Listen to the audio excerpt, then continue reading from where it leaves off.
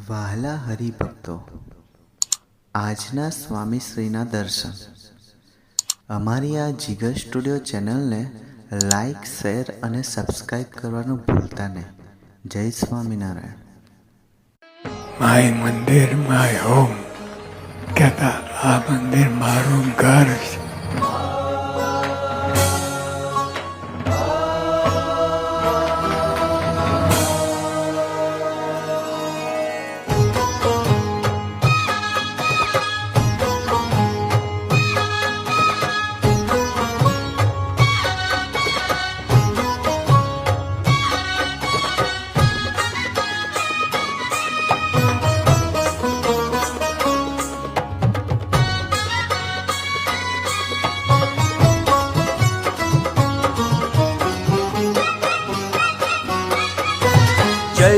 જય બોલો મંદિરની, જય બોલો મંદિરની, જય બોલો મંદિર મહોત્સવની, જય બોલો મંદિર મહોત્સવની. સ્વામિનારાયણ હરે વચનામૃત ગઢડા પ્રથમ પ્રકરણનું ત્રીજું લીલા ચૈતર સંભાળી રાખવાનું. સ્વામિનારાયણ હરે સંવત 1876 માગશર સુધી છઠને દિવસ શ્રીજી મહારાજ શ્રી ગઢડા મધ્યે દાદા ખાચરના દરબારમાં રાત્રિને સમયે વિરાજમાન હતા અને સર્વ શ્વેત વસ્ત્ર ધારણ કર્યા હતા અને પોતાના મુખારવિંદની આગળ મુનિ તથા દેશ દેશના હરિભક્તની સભા ભરાઈને બેઠી હતી. પછી શ્રીજી મહારાજ બોલ્યા, જેને ભગવાનની મૂર્તિ અંતરમાં અખંડ દેખાતી હોય તેણે પણ ભગવાને જે અવતારે કહીને જે સ્થાનકને વિશે જે લીલા કરી હોય તે સંભાળી રાખવી અને બ્રહ્મચારી, સાધુ તથા સત્સંગી તેની સાથે હેત રાખવું અને સર્વેને સંભાળી રાખવા. તે શા સારું જે કદાપી દેહ મૂક્યા સમયે ભગવાનની મૂર્તિ ભૂલી જવાય તો પણ ભગવાને જે સ્થાનકને વિશે લીલા કરી હોય તે જો સાંભળી આવે અથવા સત્સંગી સાંભળી આવે અથવા બ્રહ્મચારીને સાધુ સાંભળી આવે તો તેને યોગે કહીને ભગવાનની મૂર્તિ પણ સાંભળી આવે અને તે જીવ મોટી પદવીને પામે અને તેનું ઘણું રૂડું થાય. તે માટે અમે મોટા વિષ્ણુ યાગ કરીએ છીએ તથા જન્માષ્ટમી અને એકાદશી આદિ વ્રતના વર્ષ ઉત્સવ કરીએ છીએ અને તેમાં બ્રહ્મચારી, સાધુ, સત્સંગીને ભેળા કરીએ છીએ. અને જો કોઈક પાપી જીવ હોય અને તેને પણ જો એમની અંતકાળે સ્મૃતિ થઈ આવે તો તેને ભગવાનના ધામની પ્રાપ્તિ થાય. ઇતિ વચનામૃતમ. એવી રીતે ગઢડા પ્રથમ પ્રકરણનું ત્રીજું. આપણે એક સન્નિષ્ઠ કાર્યકર છે ઘનશ્યામભાઈ વઘાસિયા, એમનો દીકરો અક્ષર. હવે આ અક્ષરને નાનપણમાં એક એવો રોગ લાગુ પડ્યો, કેન્સર, જેને કહેવાય છે ન્યુરોબ્લાસ્ટમાં. હવે સાધારણ રીતે 5 વર્ષથી નાની ઉંમરના બાળકોમાં થતો આ રોગ છે અને જો રોગ વકરે તો બાળ અવસ્થામાં જ એનું મૃત્યુ નિશ્ચિત થઈ જતું હોય છે.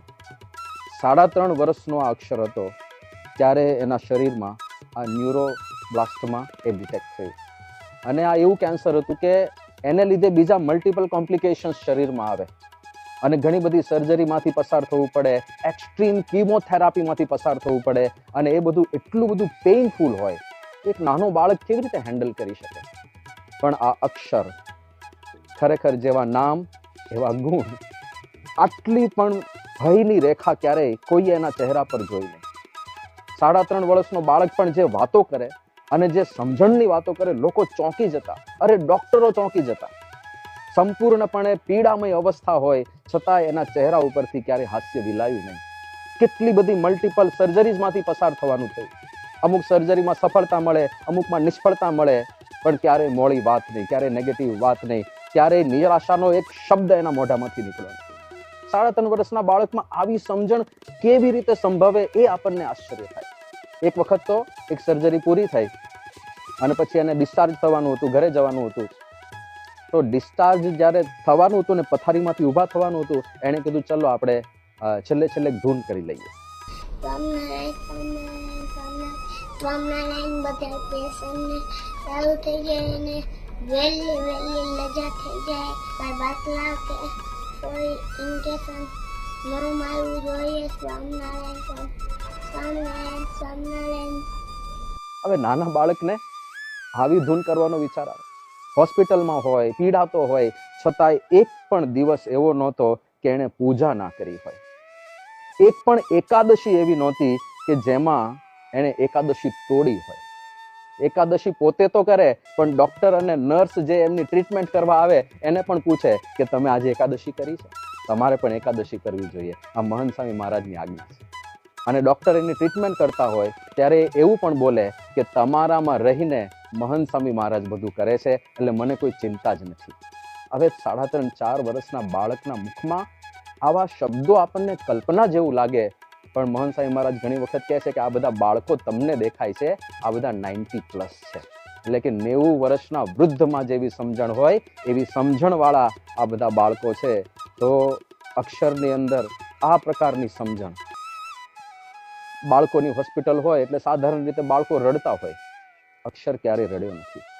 પોતે તો રડે નહીં, એ તો કેન્સરનો પેશન્ટ છે, પોતે તો રડે નહીં, પણ બીજા બાળકો રડતા હોય ને એની પાસે જઈને એને સાંત્વન આપે, એને બળ આપે, અને હંમેશા એના મુખારવિંદ ઉપર હાસ્ય એ રમતું હોય.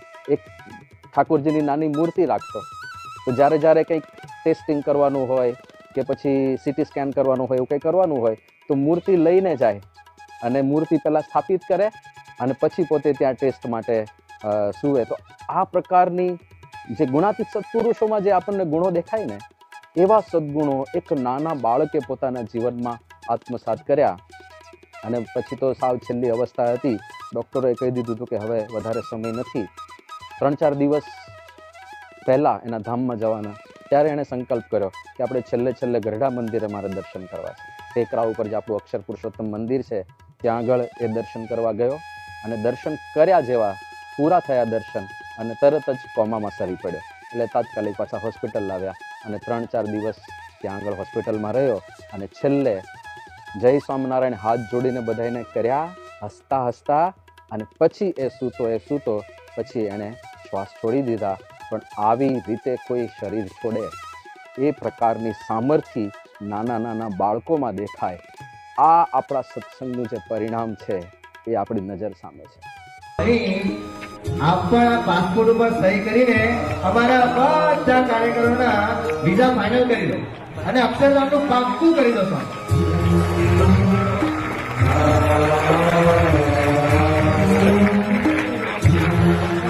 સહી કરીને આપણા સૌના અક્ષરધામના વિઝા ફાઇનલ કરી જાય. કેમ સ્વામી, બરાબર ને? ફાઇનલ ને લટકું કરી દો સ્વામી. એક સુંદર મજાનું લટકું કરી દો. જય સ્વામિનારાયણ મિત્રો, યુવા તાલીમ કેન્દ્રમાં જ્યારે યુવકો તાલીમ પ્રાપ્ત કરવા આવે છે ત્યારે તેઓમાં શું પરિવર્તન આવે છે અને તેઓ શું અનુભવ કરે છે, આવો જાણીએ તેઓના જ સ્વમુખે. પારિવારિક એકતાના ક્લાસ લીધા અને તેમાં અમને પરિવાર સાથે કેવી રીતના વર્તવું એ પણ અમને અહીં શીખવા મળ્યું. જેમાં આત્મવિશ્વાસ નહોતો તે આત્મવિશ્વાસ આવ્યો. જ્યારે યુવા તાલીમ કેન્દ્રમાં આવ્યો ત્યારે ફાઇનાન્શિયલ મેનેજમેન્ટના ક્લાસ થયા ત્યારે માર્ગદર્શન મળ્યું કે પૈસાની બચત કઈ રીતે કરવી, ભવિષ્યમાં પૈસાની શું જરૂરિયાત ઊભી થશે તેવું સુંદર માર્ગદર્શન મળ્યું. આપણામાં કોઈ પણ પ્રકારની નેગેટિવિટી હોય અને કોઈ પણ પ્રકારનો ડર હોય તો જો એ ડરને કઈ રીતે ટેકલ કરવો, કઈ રીતે તે પરિસ્થિતિમાં આગળ વધવું, તો એ યુવા તાલીમ કેન્દ્રમાંથી શીખવા મળ્યું. યુવા તાલીમ કેન્દ્ર એટલે કે આખા વર્લ્ડનું એકમાત્ર મને એવું ટ્રેનિંગ સેન્ટર લાગે છે કે જે આધ્યાત્મિક જ્ઞાનની સાથે સાથે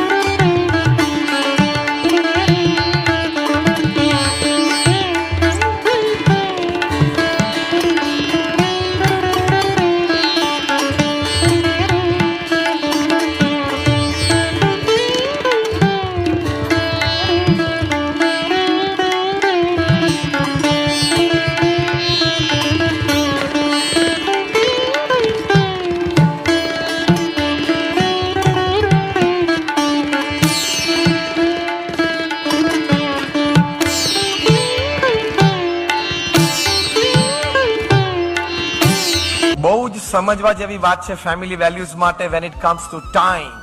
સમય જે આપવો ફેમિલીને.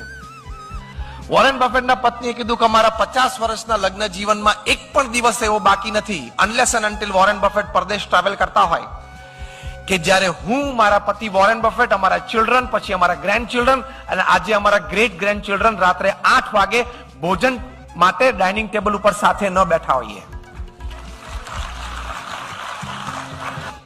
વોરેન બફેટના પત્નીએ કહ્યું કે અમારા 50 વર્ષના લગ્ન જીવનમાં એક પણ દિવસ એવો બાકી નથી જ્યારે હું ને મારા પતિ રાત્રિ ભોજન પછી અડધો કલાક સાથે ચાલવા ન ગયા હોય.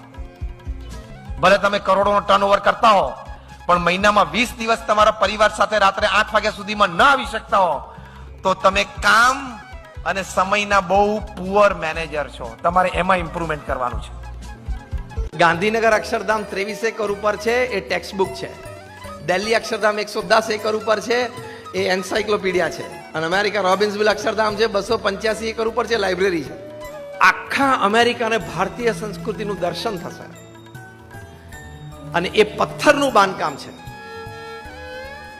1.9 million cubic feet of stone, 19 lakh ઘનફૂટ પથ્થરનું એ કામ છે.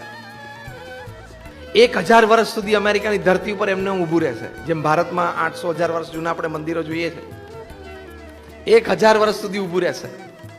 અને એના ઉદ્ઘાટન સમારોહમાં 1 મહિના સુધી આ કાર્યક્રમ ચાલેલો. અનેકવિધ પ્રસંગો થયા, અનેકવિધ કાર્યક્રમો થયા. એમાં એક કાર્યક્રમ એવો હતો જ્યારે અમેરિકાના 45 શહેરોના 45 વ્હાઇટ અમેરિકન મેયર્સ મહંત સ્વામી મહારાજ સાથે મંચ ઉપર બેઠા હતા. 45 વ્હાઇટ અમેરિકન મેયર્સ. એટલો ભવ્ય સમારંભ થયેલો. અને એ સમારંભમાં હુઝુ બધા હતા. 2 મોઢે બધાએ નિસ્વાર્થ ભાવે કરેલી આ સેવાના વખાણ કર્યા. કેટલી મોટી હિંમત કહેવાય.